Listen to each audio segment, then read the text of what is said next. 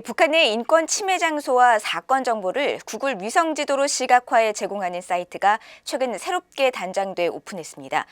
디지털 기술 등을 이용한 다양한 북한 인권 침해 기록과 정보는 인권에 초점을 맞추는 미국 정부의 노력에도 큰 도움이 된다고 전직 인권 관리들은 말했습니다. 김영권 기자가 보도합니다. 북한의 악명 높은 정치범 수용소인 15 요독관리소가 한눈에 보입니다. 양강도 해산시의 공개 처형 장소, 중국에서 강제 북송된 탈북민들이 최악이라고 증언하는 12호 전거리 교화소도 바로 내려다보듯이 360도로 돌아가며 생생하게 볼 수 있습니다. 한국의 민간단체인 북한인권정보센터가 23일 북한의 인권 침해 장소와 사건 정보를 구글 위성지도로 시각화해 제공하는 비주얼 아틀라스를 개선해 한글과 영문 사이트로 개설했다고 밝혔습니다. 이 단체가 지난 18년 동안 축적한 자료를 바탕으로 북한 인권 침해 장소와 사건 정보들을 제공해 북한 인권 침해 실태에 대한 국제사회의 이해를 넓히기 위한 게 목적입니다. 위성지도에선 북한에서 발생한 최소 2,861건의 인권 침해 사건과 483곳의 장소를 확인할 수 있습니다. 여기엔 북한에서 관리소로 불리는 정치범 수용소 관련 735건, 구금시설 1,228건, 공개처형 168건, 강제송환 414건, 종교박해 145건, 여성권 89건, 고문과 폭행 피해 82건이 포함되어 있습니다.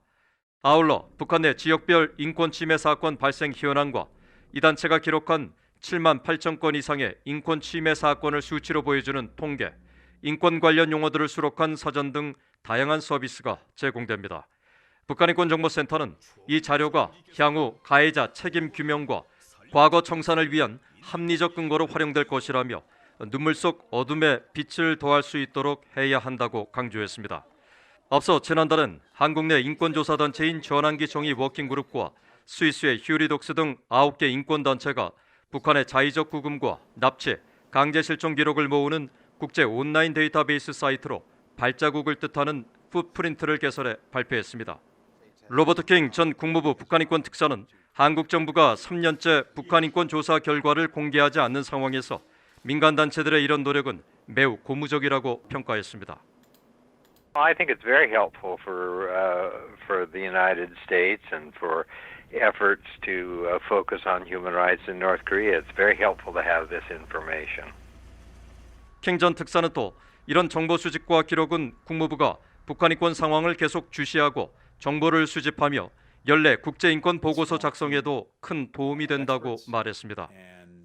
그러면서 여러 단체가 이런 인권 침해를 기록해 제기하는 상황을 모두가 심각하게 받아들여야 한다며 이런 노력은 북한 정권의 인권 개선 압박에도 중요한 부분이라고 강조했습니다. VA 뉴스 김영권입니다.